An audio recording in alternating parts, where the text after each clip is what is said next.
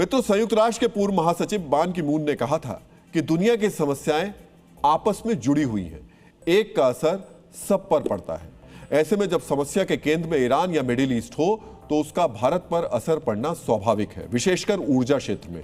इसीलिए आज प्रधानमंत्री नरेंद्र मोदी ने ईरान वॉर का भारत पर असर की बात करने के लिए वो आज संसद में आए और संसद में उन्होंने कुछ बातें रखी।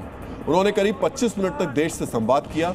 संवाद के दौरान पीएम मोदी ने बताया कि मध्य पूर्व में युद्ध की वजह से जो ऊर्जा संकट बना है उसका देश पर क्या असर पड़ा है, तेल और गैस की कमी से निपटने के लिए सरकार क्या क्या कर रही है और इस वैश्विक संकट के बीच देशवासियों को क्या करने की जरूरत है।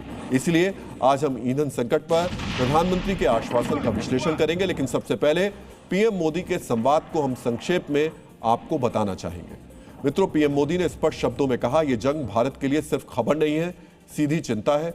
उन्होंने कहा, युद्धग्रस्त क्षेत्रों में फंसे लगभग 1 करोड़ भारतीयों की सुरक्षा सरकार की सबसे बड़ी प्राथमिकता है। प्रभावित भारतीयों की मदद के लिए 24 घंटे कंट्रोल रूम और आपातकालीन हेल्पलाइन स्थापित की गई है। पीएम ने आश्वस्त किया कि युद्ध के बावजूद देश में पेट्रोल, डीजल और एलपीजी की कोई कमी नहीं होने दी जाएगी। देश के पावर प्लांट में गर्मियों में पावर सप्लाई के लिए कोयले का स्टॉक उपलब्ध है। उन्होंने स्वीकार किया कि इस संकट ने भारत के सामने आर्थिक, राष्ट्रीय सुरक्षा और मानवीय दृष्टिकोण से नई चुनौतियां पेश की हैं। पीएम मोदी ने कहा कि भारत ने सभी पक्षों से शांति बनाए रखने और बातचीत के माध्यम से विवाद सुलझाने की अपील की है। अब हम आपको सुनाते हैं प्रधानमंत्री ने ईरान वॉर को भारतीय दृष्टिकोण से क्यों अहम बताया। भारत में बड़ी मात्रा में कच्चा तेल, गैस और फर्टिलाइजर जैसी अनेक जरूरी चीजें हॉर्मुज स्ट्रेट के रास्ते से आती हैं। युद्ध के बाद से ही हॉर्मुज स्ट्रेट में जहाजों का आना जाना बहुत चुनौतीपूर्ण हो गया है। बावजूद इसके हमारी सरकार का ये प्रयास रहा है कि पेट्रोल, डीजल और गैस की सप्लाई बहुत ज्यादा प्रभावित न हो, देश के सामान्य परिवारों को परेशानी भी कम से कम हो, इस पर हमारा फोकस रहा है। भारत अपनी जरूरत का 60% एलपीजी, बड़ी मात्रा में कच्चा तेल और फर्टिलाइजर आयात करता है। एलपीजी का 90% हिस्सा हॉर्मुज के रास्ते ही भारत आता है, इसलिए देशवासियों पर इसका असर होना स्वाभाविक है। प्रधानमंत्री मोदी ने अपने संवाद के दौरान बताया कि ऊर्जा संकट से निपटने के लिए सरकार ने क्या क्या किया है और क्या कर रही है। उन्होंने कहा कि पिछले 11 वर्षों में भारत ने अपनी ऊर्जा निर्भरता को कम करने के लिए गैस और तेल आयात करने वाले देशों की संख्या 27 से बढ़ाकर 41 कर दी है। अंतर्राष्ट्रीय बाजार में अनिश्चितता को देखते हुए सरकार अपने रणनीतिक तेल भंडार का प्रबंधन कर रही है। प्रधानमंत्री ने कहा कि सरकार वैश्विक तेल कीमतों और आपूर्ति श्रृंखला की बारीकी से निगरानी कर रही है ताकि घरेलू कीमतों पर बोझ ना बढ़े। ऊर्जा सुरक्षा के लिए महत्वपूर्ण हॉर्मुज मार्ग से भारतीय जहाजों की सुरक्षित आवाजाही सुनिश्चित की गई है।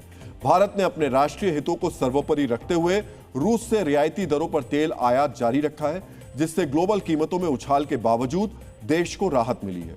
ऊर्जा क्षेत्र में आत्मनिर्भरता के लिए घरेलू स्तर पर तेल और गैस की खोज और उत्पादन को तेज करने के निर्देश दिए गए हैं। पीएम ने कहा कि लंबी अवधि के संकट से बचने के लिए सरकार इथेनॉल और ग्रीन हाइड्रोजन जैसे विकल्प ईंधनों पर निवेश कर रही है। मित्रों, पीएम मोदी जब ईंधन वाली समस्या का समाधान बता रहे थे तब उन्होंने कोरोना का जिक्र कर देश को आगाह भी किया। हम आपको पीएम मोदी का वो संदेश भी सुनाते हैं। हम कोरोना के समय भी एकजुटता से ऐसी चुनौतियों का सामना कर चुके हैं। अब हमें फिर से उसी तरह तैयार रहने की आवश्यकता है। धीरज के साथ, संयम के साथ, शांत मन से हमें हर चुनौती का मुकाबला करना है और यही हमारी पहचान है, यही हमारी ताकत है। प्रधानमंत्री ने जो संदेश दिया वो बहुत स्पष्ट है। वैश्विक ऊर्जा संकट का भले ही अब तक भारत पर व्यापक असर नहीं पड़ा हो, लेकिन आगे के लिए प्रधानमंत्री ने आगाह कर दिया है। मित्रों, जिस चीज के लिए हम दूसरों पर निर्भर हैं, उस पर जब संकट आए तो सतर्क और तैयार रहने में ही समझदारी है, वो भी तब जबकि ईरान वॉर जारी है। पीएम मोदी ने कहा कि भारत शांति के पक्ष में है। इसके लिए भारत सरकार ने अलग अलग देशों से बात भी की है। भारत ने हर मंच पर युद्ध को लेकर चिंता जताई है। उन्होंने कहा कि आम लोगों पर हमले बिल्कुल बंद होने चाहिए, ऊर्जा और परिवहन ढांचे पर हमले भी बंद होने चाहिए। जहाजों को निशाना नहीं बनाया जाना चाहिए। उन्होंने साफ कहा, हॉर्मुज जैसे अंतर्राष्ट्रीय जलमार्ग को बंद करना अस्वीकार्य है। संसद में खड़े होकर पीएम मोदी ने ईरान पर न सिर्फ भारत का पक्ष साफ किया, बल्कि ऊर्जा संकट और उससे जुड़े समाधान की चर्चा भी की। लेकिन कांग्रेस का कहना है कि प्रधानमंत्री ने जो कहा उसमें कुछ भी नया नहीं है, इस पर बहस होनी चाहिए। हम सुनाते हैं प्रियंका गांधी ने क्या कहा। उन्होंने ये कहा और देश को अवगत किया है कि परिस्थितियां क्या हैं। कुछ ज़्यादा नई बात नहीं कही है, लेकिन हमने जो नोटिस दिया है डिस्कशन के लिए, वो डिस्कशन होना चाहिए ताकि हम भी जवाब दे पाएँ, पूरा सबके पक्ष सामने आए। मेरे ख्याल से वो अच्छा रहेगा। मित्रों, ईरान वॉर पर चर्चा के लिए कल प्रधानमंत्री मोदी ने सुरक्षा संबंधी कैबिनेट समिति की बैठक की, जिसमें 8 बड़े केंद्रीय मंत्री शामिल थे। अजीत डोभाल जैसे अधिकारी थे। बैठक में ऊर्जा और ईंधन सुरक्षा, भारतीय नागरिकों की सुरक्षा, आर्थिक प्रभाव और महंगाई पर नियंत्रण को लेकर चर्चा हुई। आज संसद में विदेश मंत्री एस जयशंकर ने पहले सरकार का पक्ष रखा और फिर खुद प्रधानमंत्री मोदी ने बताया कि मिडिल ईस्ट में लगी आग से बचाने के लिए भारत क्या क्या कर रहा है।